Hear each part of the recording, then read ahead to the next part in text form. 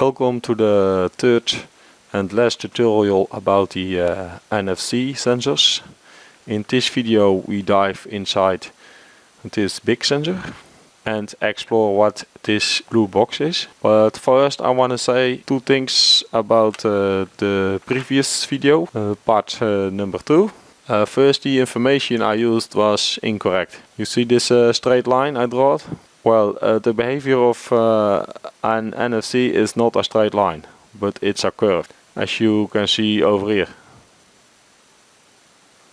But this idea is all about programming and Arduino. In part 1 we found out the behavior of the sensor, and in part 2 we found a way to translate the input in something meaningful without using libraries or someone else's code. So forget this straight line, but not this framework. Actually, in this limited box between 10 and 35 degrees the program works fine.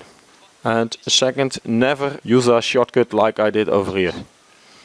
So never put 5 voltage straight on your Arduino. The Arduino can handle 5 volts, but it doesn't like it. Just search on the sensor. There is a ton of information out there. So let's talk about this bagger. This blue box is a potential meter, or a potmeter, or a trimmer. People have made many names for it. If you turn this screw, then the resistance will decrease or increase. Depends on in which direction you turn. In this video we're gonna connect the sensor on a board, and we connect another sensor to the Arduino, and then we write a small program which gives us the value from this sensor and from the other one, and then we're gonna adjust this one until the values are equal. It is possible that the sensor inside your 37 kit look like this one. This sensor has 4 pins. The extra pin is a DO, which stands for a digital output. For now we only use those 3 pins. So the A0, the ground and the plus. The board setup. This sensor is a DS80B20. It's inside the 37 sensor kit. I review it in this video. It's connected to ground, plus, and a signal in A5, and our NFC. The signal goes in A0, the ground, the 5 volt. We do not connect the digital output pin. A fast way to communicate with the DS18 sensor is to open an example file out of its library. We go to File, Example, and find this library, and that's one wire. And we select this sketch, Temperature. It opens a new sketch called Temperature. Over here you'll see the pin is set to 10, and on the board we set it to A5. So we change this to A5. Over here it says it needs a resistor, but we don't need that because our sensor is set up on a shield with a built-in resistor. Let's compile this. Let's upload it. Open the monitor. It gives us a temperature value. And what we're gonna do now is we comment out all those serial prints so that we only see the temperature, and we slow it down because this is going too fast.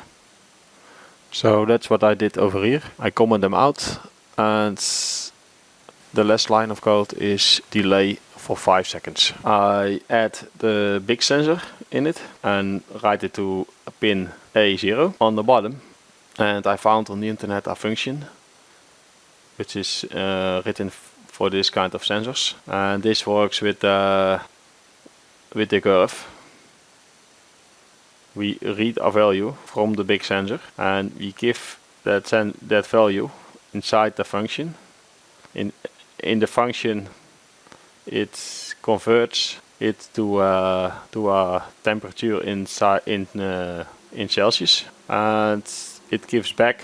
It returns the temperature. That's the temperature over here, and then we write it down. And this is how it looks like. So we write down a small sensor and a big sensor. We trust the small sensor, which is my room temperature, 19. And you see the big sensor is giving a higher value.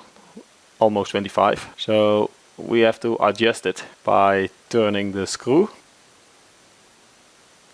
This is the small sensor, and this is the big sensor, and this is the screw, and I watch on the screen and turn clockwise, and you see it's dropping. Turn a little more clockwise. 21, 90, 45, little anti-clockwise, and here we are. And that's how you adjust a sensor. The Germans have a word for this, which sounds something like Fingerspitzengefühl, and which means fingertip feeling. I will put a link of the code inside the description. Thanks for watching.